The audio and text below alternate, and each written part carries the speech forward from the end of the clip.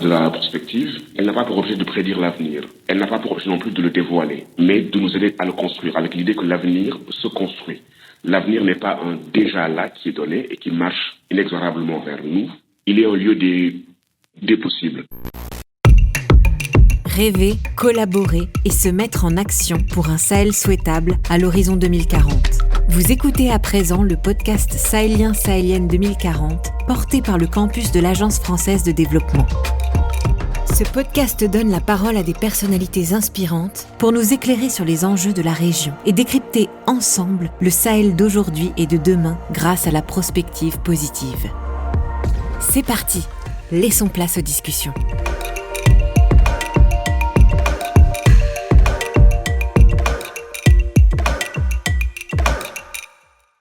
Bonjour, au micro Jean-Marc Pradel. Je suis référent Sahel à la direction Innovation, Recherche et Savoir de l'Agence française de développement, l'AFD. Et je reçois aujourd'hui Lauriane Terrou-Benoni dans le cadre des podcasts 2040 donnant la parole à des personnalités inspirantes. Bonjour Lauriane. Bonjour Jean-Marc. Je commence par dire quelques mots pour vous situer. Vous êtes directrice du bureau régional de l'ISS pour l'Afrique de l'Ouest, le bassin du Sahel et le lac Tchad. Et vous dirigez une équipe qui est basée entre Dakar, Bamako, Abidjan, Abuja et N'Djamena. Et ce bureau travaille sur des questions centrales pour la région, telles que l'extrémisme violent et le terrorisme, l'instabilité politique, les conflits locaux, les opérations de paix et les processus politiques. On ne saurait être plus au cœur de l'actualité. Et je dis aussi que vous êtes de formation anthropologue. Voilà pour une première présentation. Et là, on va revenir sur la vision de la région, mais la première question que je voudrais vous poser, c'est une question de vision de l'avenir. Nous sommes en 2040. À quoi ressemble votre Sahel souhaitable ? Mon Sahel souhaitable en 2040 est un Sahel en paix, un Sahel caractérisé par une gouvernance inclusive et une prospérité économique qui est elle aussi inclusive. Ce serait un Sahel dans lequel le dialogue sur les questions de gouvernance au cours des années qui ont précédé 2040 aurait permis de réduire la violence et de trouver des solutions pour retisser le contrat social entre les gouvernants et les gouvernés. Mon Sahel souhaité en 2040 serait aussi un Sahel qui est compris comme appartenant à son espace continental, c'est-à-dire un Sahel connecté à l'Afrique de l'Ouest, un Sahel connecté à l'Afrique centrale, un Sahel connecté à l'Afrique du Nord, et pas une entité géographique déconnectée de l'espace continental. Voilà ce que je pourrais dire en quelques mots pour répondre à cette première question, Jean-Marc. Et si on reste un peu sur cette question de vision, quelles sont à votre avis les variables qui peuvent changer rapidement pour se rapprocher de cette vision ou peut-être moins rapidement? Est-ce que vos travaux à l'ISS apportent des réflexions dans ce domaine? Alors, l'équipe au sein de l'Institut d'études de sécurité qui mène des analyses prospectives et qui est basée dans notre bureau de Pretoria a justement mené, il y a 2 ou 3 ans, un travail qui visait à analyser ce à quoi le Sahel pourrait ressembler précisément en 2040. C'est un travail qui est basé sur une analyse prospective à partir des données existantes, sur l'ensemble donc des données quantitatives qui existent sur les pays sahéliens et qui, sur cette base-là, présentent un certain nombre d'interventions sur des questions d'éducation, sur des questions d'accès à l'eau, sur des questions d'accès à un certain type de services sociaux de base. Et sur la base de ces interventions-là ou de l'absence de ces interventions, elle fait des projections avec un scénario si rien ne change, voilà où on sera. Si on mène telle ou telle intervention, voilà quel pourrait être le scénario positif. Et si jamais le contexte, notamment sécuritaire, économique, continuait de se dégrader, voilà ce qui pourrait être le scénario du pire. Mais je crois que dans l'exercice que vous menez au niveau de l'AFD, l'idée n'est pas de partir du moment présent pour se projeter sur 2040, mais de commencer en 2040 de façon à pouvoir identifier tout ce qui doit être fait, de façon à éviter les scénarios du pire, justement. Et il me semble que cette démarche, elle est à la fois originale et salutaire, parce qu'elle nous permet peut-être de faire mentir les modèles, de faire en sorte que ces scénarios catastrophes n'interviennent pas, en identifiant non seulement des actions, mais aussi des acteurs du changement. Oui, on retrouve un peu les idées de Felwine Sarr qui dit que l'avenir se construit, que c'est le lieu des possibles et non pas un déjà là. Et d'ailleurs, quand on regarde un peu l'histoire en général, on se rend compte qu'il aurait souvent été très difficile en vérité d'anticiper ce qui se passerait dans 10 ans. Donc l'avenir est ouvert. Écoutez, peut-être ce qui serait intéressant aussi pour mieux vous connaître, c'est que vous nous parliez un peu de l'ISS, qui n'est pas forcément toujours connu de tout le monde, et au niveau général et puis au niveau du bureau régional. C'est vrai que l'Institut d'études de sécurité a commencé à exister en français il y a 10 ans uniquement.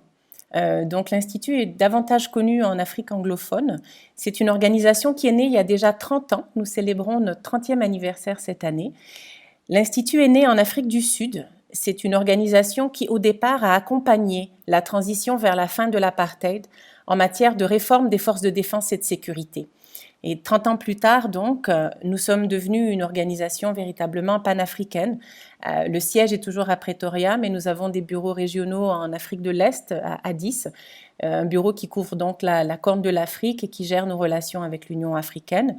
Un bureau donc en Afrique de l'Ouest, le bureau de Dakar que j'ai le plaisir de diriger et qui couvre en plus de l'Afrique de l'Ouest donc le Sahel et le bassin du lac Tchad. Le mandat de l'Institut est de promouvoir la sécurité humaine sur le continent et nous le faisons à travers de la recherche indépendante, de l'appui technique, du renforcement de capacités et la création de cadres stratégiques d'échange entre différents acteurs dont on pense qu'il serait utile qu'ils se parlent davantage. Le bureau donc que je dirige, je crois que vous avez déjà évoqué dans la présentation le fait que nous avons le bureau régional, mais aussi des équipes ou des antennes qui sont basées à travers la région. Vous avez aussi évoqué les thématiques sur lesquelles nous travaillons. Et c'est vrai que les thématiques en lien avec l'extrémisme violent, avec l'expansion de l'insécurité, sont des thématiques qui nous occupent et nous préoccupent énormément. Est-ce que l'Institut d'études de sécurité a des interventions, comment dirais-je, pratiques, concrètes pour aider les parties prenantes à sortir de situations de conflit ou bien est-ce que vous êtes surtout concentré sur un travail de production de connaissances et de plaidoyer? Alors pour l'Institut d'études de sécurité, la génération de connaissances n'a d'intérêt que si ces données sont rendues disponibles, accessibles, compréhensibles et sont rendues utiles pour les décideurs. Et donc au cœur de notre travail de recherche, il y a aussi ces axes supplémentaires que j'ai mentionnés, c'est-à-dire que nous déclinons les résultats de nos recherches en livrables, bien entendu, mais aussi en formation pratique, en outils de façon à apporter un appui technique à des organisations nationales, régionales et continentales, de façon à appuyer les processus décisionnels en cours, de façon à nourrir les processus décisionnels en cours et parfois même nous apportons un appui direct à l'élaboration de stratégies, à l'élaboration de cadres d'intervention, à l'élaboration de formations pratiques même qui peuvent être délivrées à différents niveaux d'échelle. Très bien, et alors peut-être qu'on va parler un peu justement de l'Afrique de l'Ouest et de la situation actuelle, de la dégradation de la sécurité dans les pays du Sahel et plus largement d'ailleurs dans la région. Est-ce que vous pourriez nous donner une idée des travaux qui ont été menés ces derniers temps par l'ISS? Avec plaisir, et j'aimerais le faire peut-être en vous parlant de ce qui a impulsé ces différents travaux. Nous avions le sentiment, au début, dans la première moitié des années 2010, que la réflexion sur les questions en lien avec l'extrémisme violent et le terrorisme s'appuyait finalement sur assez peu de données empiriques et essentiellement sur des peurs. Et il nous a semblé qu'il ne fallait pas élaborer des politiques, des stratégies sur des peurs, qu'il fallait absolument avoir davantage de données empiriques sur ce phénomène qui était relativement nouveau dans la région et sur lequel assez peu d'expertise existait à l'époque. Fort heureusement, ça a bien changé maintenant, même s'il reste encore de nombreux angles morts sur lesquels des travaux supplémentaires pourraient être menés. Et donc, c'est sur cette base qu'en 2016, nous avons commencé à travailler dans le contexte malien, à élaborer une méthodologie de façon à mener des entretiens avec des personnes qui étaient toujours ou qui étaient sorties de groupes extrémistes violents actifs au Mali. Donc à l'époque, on parlait du Moujao, on parlait de la Katiba Massina, on parlait d'AQMI, on parlait d'un certain nombre de groupes qui existent toujours parfois sous d'autres noms. Et dans le cadre des entretiens que nous avons pu mener avec près d'une centaine d'entre eux, nous leur avons demandé les raisons qui les avaient emmenés à se retrouver impliqués dans ces groupes. Une fois impliqués, pourquoi ils étaient restés et quand ils avaient quitté les groupes, dans quelles circonstances ils avaient quitté ces mouvements. L'objectif étant bien entendu de voir comment limiter l'engagement et faciliter la sortie pour les personnes qui étaient déjà engagées. Et les résultats de ce travail nous ont montré qu'en fait, dans la majorité des cas, l'engagement dans ces groupes n'était pas le résultat d'un processus d'endoctrinement religieux. C'était le résultat de multiples logiques d'engagement, souvent en lien avec des problématiques de gouvernance. Par gouvernance, j'entends gouvernance politique, gouvernance économique, mais j'entends aussi gouvernance sociale, donc les tensions internes aux communautés. J'entends aussi gouvernance du secteur de la justice, des injustices dans la façon dont un juge peut avoir traité un conflit foncier, par exemple, en gros en donnant raison à la personne qui le payait le mieux, ont pu mener des gens à se retrouver impliqués. Et je pense aussi à la gouvernance du secteur de la sécurité, où on voit comment des injustices commises par des FDS ont aussi pu faire en sorte que certaines personnes se soient senties plus à l'aise auprès des groupes extrémistes violents. Ce travail nous a aussi permis de remettre en question une deuxième idée reçue, en plus du concept de la radicalisation, qui est celle que finalement, ce sont des chômeurs essentiellement qui se retrouvent dans ces groupes. Nos données ont permis de montrer que dans certains cas, effectivement, il y avait des gens sans emploi qui cherchaient à gagner quelque chose, mais qu'il y avait aussi des personnes qui avaient une activité génératrice de revenus au moment de leur engagement et pour qui le fait de se retrouver engagés leur permettait de protéger cette activité génératrice de revenus et donc de continuer à la mener ou avaient encore l'occasion de la mener à plus grande échelle. Et là, je peux aussi vous donner des exemples. On a pu documenter de nombreux cas d'éleveurs de bétail dans un contexte d'insécurité grandissante où il y a énormément de vols de bétail. Le fait d'être armé, d'appartenir à un groupe armé, leur donnait la possibilité de protéger en fait leur bétail. Dans d'autres circonstances, l'orpaillage qui pouvait être interdit ou limité par certaines règles, on s'est rendu compte que dans certaines zones, notamment et là je parle de travaux plus récents, mais du Burkina Faso, le fait de prendre le contrôle de sites d'orpaillage, d'organiser l'exploitation et la commercialisation, en excluant l'État et bien sûr en ne respectant pas de façon très précise certaines règles environnementales, avait fait en sorte que des personnes avaient vu dans le fait de soutenir l'activité de ces groupes une moyen d'augmenter leurs revenus ou de rendre plus lucrative une activité existante. Et donc, ces deux dimensions-là nous ont permis de remettre en cause ce qu'on pensait savoir sur le fonctionnement de ces groupes et sur les logiques d'engagement dans ces groupes. Mais est-ce que moi je trouve ça passionnant et ça recoupe des réflexions qui sont menées, hein, notamment sur l'élevage. Mais est-ce que les décideurs publics des pays concernés ou d'ailleurs de leurs partenaires extérieurs sont à l'écoute de ces analyses et en tiennent compte? Ça pourrait être extrêmement précieux pour eux, pour modifier leur politique, pour mener des actions pour rassurer ces personnes, pour les aider à s'écarter de l'extrémisme. Quelle est votre appréciation de l'écoute, si je puis dire? Alors, le travail spécifique sur les logiques d'engagement remonte à 2016. C'est un travail qui a fait l'objet d'une dissémination et d'un plaidoyer très intensif dans l'ensemble des pays concernés et au-delà dans une perspective préventive. Ce sont des données qui ont dans certains cas été très bien reçues précisément parce qu'elles fournissent des pistes d'analyse et des pistes d'action qui permettent aux décideurs des pays de la région de mettre en œuvre des réponses qui permettent de limiter l'engagement, d'accélérer le désengagement ou de prévenir même parfois des risques de réengagement. Dans certains cas, ces données ont aussi mis mal à l'aise en fait les décideurs, parce que quand on parle de gouvernance politique, économique, sociale des secteurs de la justice et de la sécurité, on parle de corruption, on parle de pratiques de corruption qui sont répandues, pas qu'en Afrique, mais aussi sur le continent africain et également dans la région. Et finalement, on se rend compte à travers ce travail du niveau de responsabilité individuelle de personnages clés dans l'appareil étatique et au-delà, et de la façon dont des comportements perçus comme prédateurs peuvent mener à un basculement.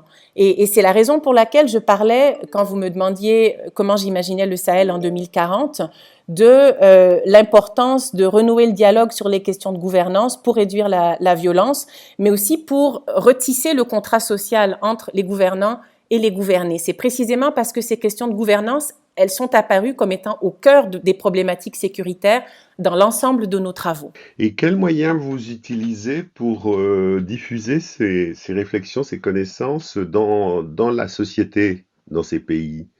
Le travail de l'ISS fait toujours en amont l'objet d'une réflexion stratégique sur la façon dont nous allons disséminer les résultats de nos travaux. Nous menons un travail de proximité avec les autorités parce qu'on estime que sur certaines questions sensibles, il ne faut pas que les autorités découvrent les résultats du travail dans les médias. Ça rend les travaux malheureusement moins efficaces. Donc on a des phases et des séquences de dissémination de nos résultats de recherche et on commence par les décideurs et leur entourage. Et ensuite, on a des séances de dissémination avec un public plus large, mais toujours dans un premier temps auprès d'acteurs décisionnels, même si ce ne sont pas les plus hautes autorités du pays. Et cette deuxième phase est suivie de phases supplémentaires où là, on travaille directement avec les médias nationaux, régionaux et internationaux. Les chercheurs de l'Institut d'études de sécurité sont de façon hebdomadaire dans les médias, de façon à mener de l'analyse sur des événements d'actualité ou parler de façon plus spécifique de travaux qui viendraient d'être publiés. Est-ce que ça vous a conduit à travailler avec des think tanks ou des groupes de la société civile ou même par exemple des religieux qui peuvent être qui sont des gens importants et qui peuvent être aussi des liens avec la population? L'ISS travaille avec tout le monde. Nous nous considérons comme une organisation de la société civile. Nous sommes un think tank, mais chacun des staffs de mon équipe appartient à l'un ou l'autre des pays de l'espace que nous couvrons. Et donc nous ne nous voyons pas comme une entité à l'extérieur des sociétés sur lesquelles nous travaillons. Nous y sommes mariés, nous y avons des enfants qui vont à l'école, qui opèrent dans les systèmes de santé. Quand un bus saute dans une ville en dehors des capitales sahéliennes, il est possible qu'un de nos cousins, qu'un de nos frères, qu'un de nos beaux-frères s'y trouve. Donc voilà, pour nous, cette question-là ne se pose pas de cette façon-là. Nous opérons dans l'espace qui est finalement celui auquel nous estimons appartenir, soit parce que nous y sommes nés, soit parce que nous avons fait, et c'est mon cas, de l'Afrique de l'Ouest notre espace de vie, la zone dans laquelle nous avons choisi de vivre et dans laquelle, en ce qui me concerne, je vis depuis maintenant près d'une vingtaine d'années. Donc, je crois que la question de la dissémination des résultats, elle se fait aussi avec cette dimension-là à l'esprit. Les interventions de l'Institut, les invitations qui nous sont faites pour organiser des séances d'information auprès des décideurs, auprès de la société civile, pour former des militaires qui vont en prédéploiement dans différentes opérations dans l'espace sahélien, pour renforcer les capacités d'acteurs des forces de défense et de sécurité et des services de renseignement, l'invitation à mener des travaux de recherche sur l'ensemble des questions se fait, je pense, avec en grande partie parce que nous avons cette identité africaine, cette identité ouest-africaine ou sahélienne, et donc cette compréhension qui est à la fois analytique, mais qui prend aussi en compte les réalités et les perspectives locales, nationales et régionales. Et j'aimerais peut-être, sur cette base, continuer parce que le premier travail dont je vous ai parlé, c'est un travail que nous avons mené en 2016 et qui nous a mené à nous poser un certain nombre d'autres questions. Dans le cadre de ce travail de 2016, nous nous sommes rendus compte qu'en fait, les femmes jouaient des rôles plus importants que ce que nous avions cru au départ quand nous avions élaboré la méthodologie pour ce travail et que les questions que nous avions inclus à l'époque dans les guides d'entretien ne permettaient pas de capter en fait un certain nombre de réalités en lien avec les dimensions de genre. Nous avons donc lancé un projet spécifique qui visait à documenter les logiques d'engagement mais aussi les rôles que les groupes souhaitaient faire jouer aux femmes, les raisons pour lesquelles les groupes extrémistes violents avaient besoin des femmes. Et on a travaillé spécifiquement sur la Katiba Masina et Boko Haram. L'autre question que nous nous sommes posée, et toujours sur la base des données de ce premier travail de 2016, c'est que finalement, l'insécurité liée aux problématiques qui touchent à l'extrémisme violent touchait également aux questions de criminalité organisée. On le savait déjà en lien avec la cigarette et la drogue, mais les données montraient qu'il y avait des dynamiques de criminalité organisée locale dont il était peut-être pas suffisamment question et qui méritaient qu'on regarde tout ça de plus près, et également en lien avec les problématiques de conflictualité locale, les fameux conflits locaux qui continuent de faire des ravages dans les populations civiles sahéliennes. Et donc, nous avons mené ce projet supplémentaire qui visait à documenter les liens entre extrémisme violent, activités illicites et conflictualité locale. Nous avons, dans ce cadre, mené près de 800 entretiens avec des acteurs impliqués dans l'un ou l'autre de ces phénomènes. Et ce travail nous a permis de montrer que finalement, pour fonctionner, les groupes extrémistes violents ont besoin. Ce travail nous a permis de montrer que pour obtenir leurs ressources humaines, leurs moyens opérationnels et leurs moyens financiers, les groupes avaient besoin d'interagir en lien avec la conflictualité locale et les activités criminelles. Et peut-être pour être plus concrète, je peux vous donner des exemples. Nous nous sommes aperçus que le bétail volé dans la zone des 3 frontières du Liptako-Gourma était parfois dépecé pas très loin par des bouchers complices, ce qui permettait de blanchir en fait le bétail, de nourrir dans certains cas aussi les membres des groupes, mais d'obtenir du financement de proximité. On s'est rendu compte également dans le cadre de ce travail que dans certains cas, le bétail était convoyé aussi loin qu'à l'abattoir de Port-Bouët en Côte d'Ivoire. Donc sur des distances beaucoup plus longues, en particulier lors des fêtes religieuses où la consommation de bétail est plus importante, et que donc les réseaux qui permettent à ces groupes de se financer vont bien au-delà des trafics de drogue, des trafics de cigarettes ou des transferts d'argent qui pourraient venir de pays alliés, alors que c'est ces dynamiques-là qui concentrent l'attention analytique et médiatique. Nous nous sommes également rendus compte que des dynamiques en lien avec le contrôle, l'exploitation et la commercialisation de l'or qui est ensuite évacué, notamment dans la zone de l'Est du Burkina, la région de l'Est du Burkina, de l'or évacué vers le Togo et le Bénin, toujours dans une perspective de financement ou de blanchiment d'argent. Donc, ce travail nous a permis de voir que pour opérer, les groupes finalement trouvaient assez facilement ce dont ils avaient besoin pour se financer, pour obtenir leurs moyens opérationnels à partir de ce financement et pour recruter, parce que comme je l'indiquais, je pense en début d'entretien, le fait de permettre à des communautés qui se sentent lésées par l'État de mener des activités qui leur permettent de générer des fonds, fait en sorte qu'il y a une forme d'alliance qui se crée, même s'il n'y a pas d'adhésion idéologique avec le discours plus large tenu par le leadership du mouvement. Et que donc ces dynamiques de recrutement étaient aussi au cœur de la stratégie des groupes. Ce travail nous a également permis de montrer que la stratégie de recrutement, de financement, d'obtention de moyens opérationnels des groupes allait bien au-delà des pays du Sahel et que les pays de l'espace littoral ouest africain étaient au cœur de ces stratégies. J'ai nommé, je crois, dans les quelques exemples que j'ai donnés, déjà le Togo, le Bénin et la Côte d'Ivoire. On pourrait donner Oui. des exemples sur un certain nombre d'autres pays. Et c'est Le aussi la Nigeria. raison pour... Pardon ? Le Nigeria, j'imagine. Voilà, notamment les motos, puisque vous parlez du Nigeria. Les motos qui mènent les attaques, qui terrorisent les populations et qui mettent à mal le travail des forces de défense et de sécurité. Notre travail a pu montrer que ces motos proviennent souvent du Nigeria, transitent soit par l'ouest du Niger, ou alors passent par le Togo et le Bénin et remontent par le sud-est du Burkina Faso. Même chose pour le carburant. Même chose pour les pièces détachées, parce qu'il faut bien sûr mettre du carburant dans ces motos pour les faire rouler.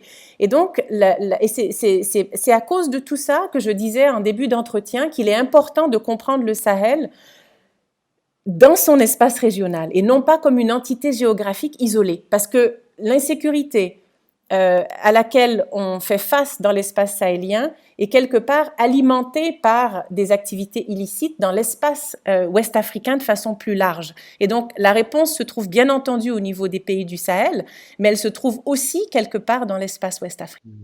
Ce qui est frappant en vous écoutant, c'est de constater à quel point ces réseaux cet extrémisme violent finalement s'est développé et prospère sur des principes qui sont en réalité des principes anciens dans la région, qui sont l'économie informelle, qui sont la mobilité, qui ont toujours existé, qui sont les relations étroites entre les pays sahéliens et les pays côtiers du golfe de Guinée, etc.